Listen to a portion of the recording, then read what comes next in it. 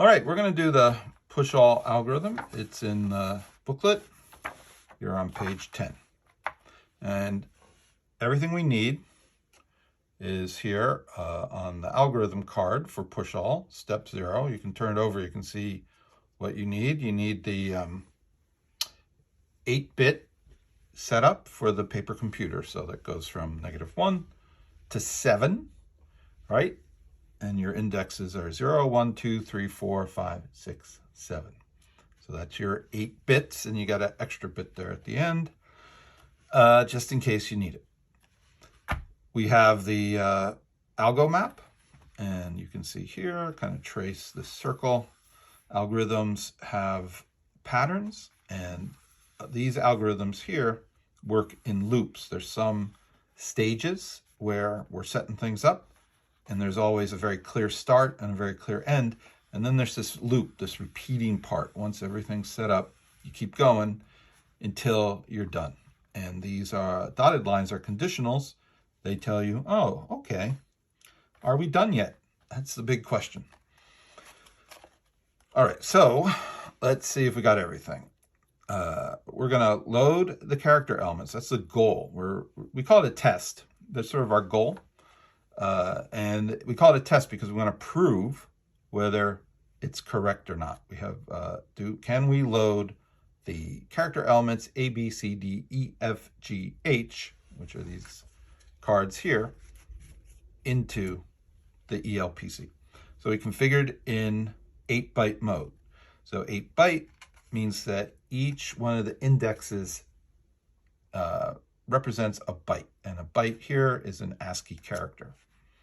All right, we're going to locate the worksheet, sort the 8 character element cards from A through H, so they're in alphabetical order. And we're going to locate just one variable card, length. So that's all we need for this. This is a very kind of simple, great way to get started algorithm. All right, then we continue to step 1. All right, step 1, place length above index 0. All right, and you can always turn it over and you get a little diagram that shows you what to do. See, oh, there it goes. All right, continue to step 2. That was easy enough. Choose a branch based on the element card stack. So this is the element card stack. This is a stack of cards, a stack of element cards. If the card stack is not empty, right? If there's still cards left, continue to step 3. So that is the question right here, right? We're on step 2, and we say the element card stack is not empty, continue to step 3. So I'm going to step 3 because there's still, haven't even started yet. There's still plenty of cards. All right, place the top element card under index length. So what does that mean? Well, this is the top element card. That's easy enough. It happens to be A. The index that length is above is 0. So we call that index length. We could call it, you can think of it as index 0 right now, but later it'll be index 1, index 2, index 3. But for us right now, it's at 0, the 0 index position. So index length is 0. So I'm going to do that, right? And then I'm going to move length forward by 1. All right, great job. And I'm just going to turn it over and see, okay, yeah, so this diagram kind of shows me what I want to do. All right, so now I continue to step 4, which means we're down here. I don't know if you can see it. Continue the main loop. All right, so we're going to log 1 main loop iteration, and then we're going to jump to step 2. By the way, the reason we log the main loop iterations is just to get a sense of how much work we did. Okay, now we got to jump to step 2. Skip, skip, skip. Aha, step 2. Now, by the way, one of the tricks you can do is you're done with step 1 and step 0. Never going to go to those again, so we're just going to put them aside. That's going to make it a little bit easier. All right, choose a branch based on the element card stack. Now, we've been here before. It's right here at step 2, right? And we know that if the stack is not empty, which it is not, then we're going to continue to step 3. All right, so we can kind of start going a little bit faster, but let's play this through. All right, so we don't go to step 5. right, which is our finish step, we go to step 3, which is right here, the push, right? This is the big push. Place the element card, the top element card under index length, which length has moved now, right? It's now at 1, so index length is 1.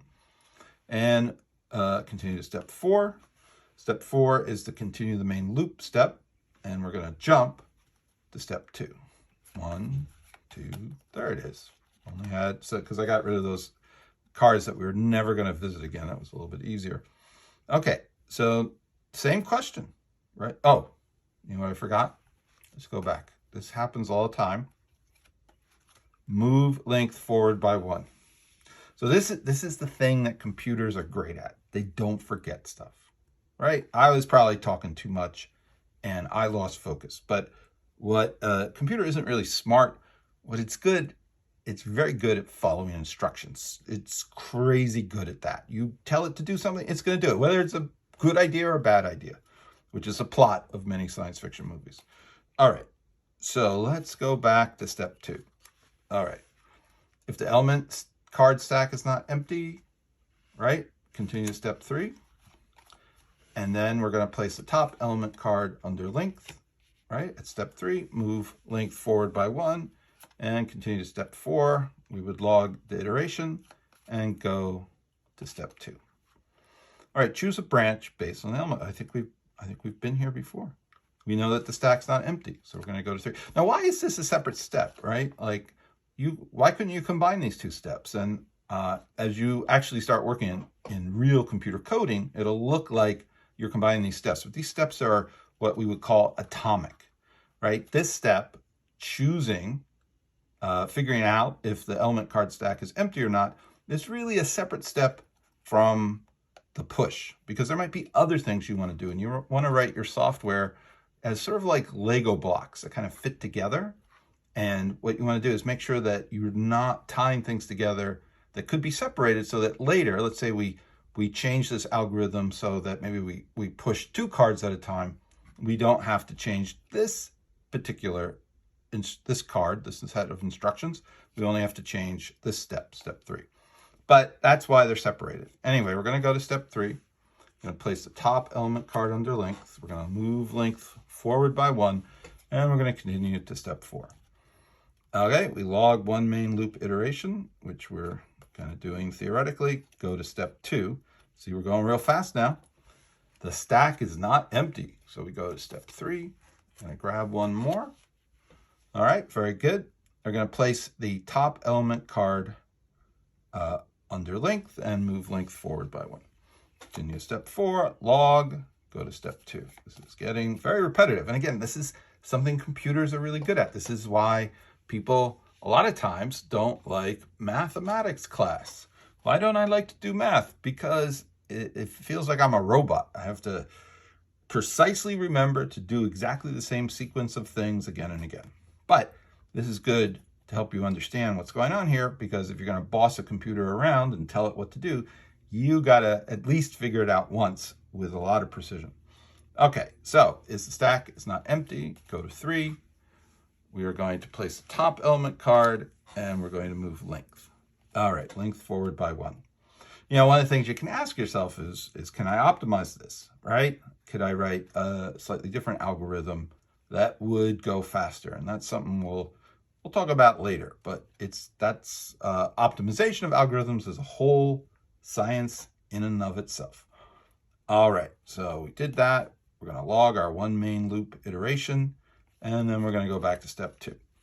Okay, is the element card stack not empty? It is not. Go to step 3. See, I feel a card right there under my fingers. Okay, we're going to place the top element card under index length and move length forward. And notice that length is a variable. And what a variable means is that its value changes. Sometimes it's pointing to index 0 or 1 or 2. Right now, it's pointing to index 7. I think we're getting close to the end because I don't have anything after 7. Hopefully, our algorithm will stop then. We'll find out. Okay, continue step 4, logging 1 main loop iteration, right? And now we go to step 2. Okay, choose a branch based on the element card stack, right? If the stack is not empty, still not empty, there's 1 left. Continue to step 3. place the top card, which happens to be the only card, under index length, which happens to be 7, and move length forward by 1. Now you might freak out at this point and go, well, wait a minute, there's nothing after 7, but that's okay. We're always going to be okay to set the variable to this index that doesn't quite exist yet. That's okay. Now, in real computer programming, this is probably a bad idea, because if you don't have enough room, if you don't have another byte, your computer is going to crash. But the paper computer is very forgiving. All right, so now we continue to step 4. We log 1 main loop iteration. So how many main loop iterations did we have? Well, we actually have 1, 2, 3, 4, 5, 6, 7, 8. That's a pretty simple algorithm, and you're going to have sort of a 1 for 1, one for each index. Jump to step 2. Okay, I'm very excited now because I don't know what's going to happen. My whole computer could crash because I've run out of indexes, and I hope I satisfy the criteria to end this algorithm, or else, I don't know, it would just go on forever in a spinning infinite loop. Okay, if the element card stack is not empty, wait a minute, where'd it go? I think it is empty. So it is not, this statement, the element card stack is not empty, is false. So then I go to the else clause here, or the else line, jump to step 5. This is pretty exciting, right? Because before I was always jumping to step 2 after step 4, and then jumping to step 3 after step 2. But now I'm doing the else clause, and I'm going to step 5, which is the finish step. Where is it? There it is. Whew, we're done. Now we think we're done. Maybe we're not done. Maybe we didn't do it right? You know, being a good CPU means that we did it correctly. So we always have a question. We always have a condition to see if we've actually finished. We think we're done because we've run out of cards, but let's find out. Is the list A, B, C, D, E, F, G loaded?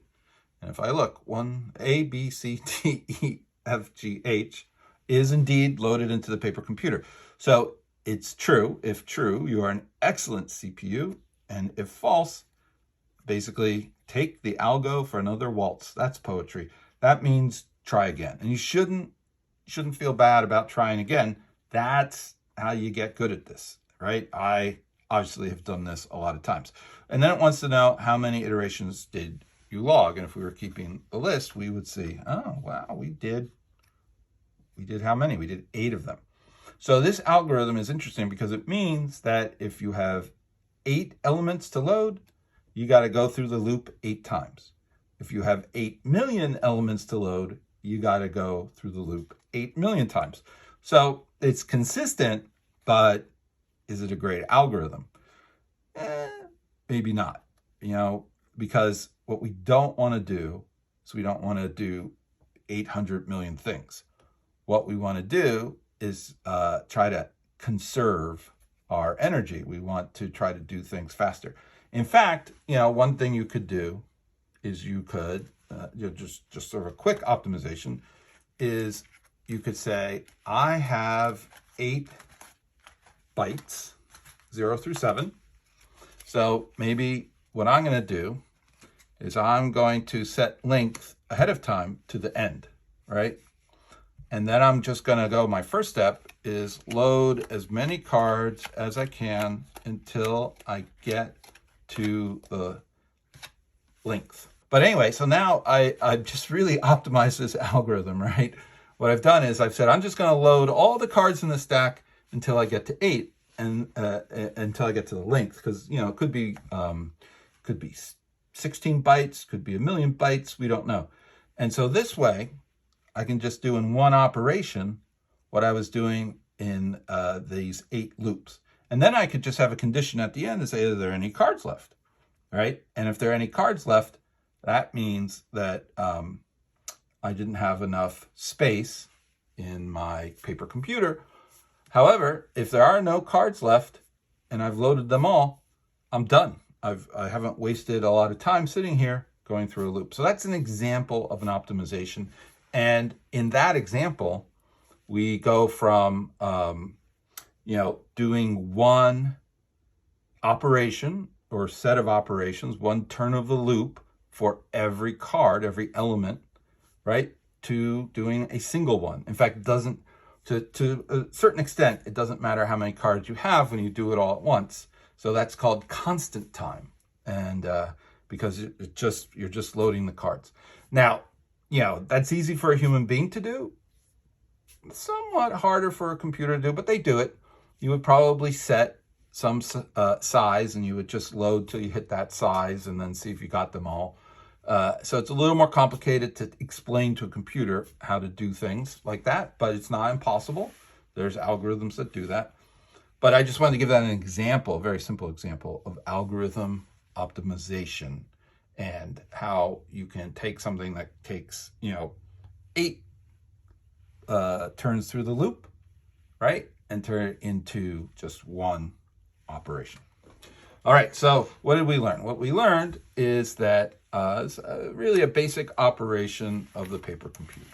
We learned that you have these element cards, you have index cards. We learned that variables, I think this is a very important thing, we learned that variables change their value as they go along. And we also learned how to flip through these guys, these steps. We call these basic cards. And we also learned how it maps to the algo map. How the algo map is, especially when we get to more complicated algorithms, it's going to be really important to kind of keep our place and know where we are. Because again, what a real computer does is it's very good at keeping its place. It's in fact, I always laugh when people say computers are intelligent. They're actually quite stupid. They're just really good at following instructions. All right, thank you very much.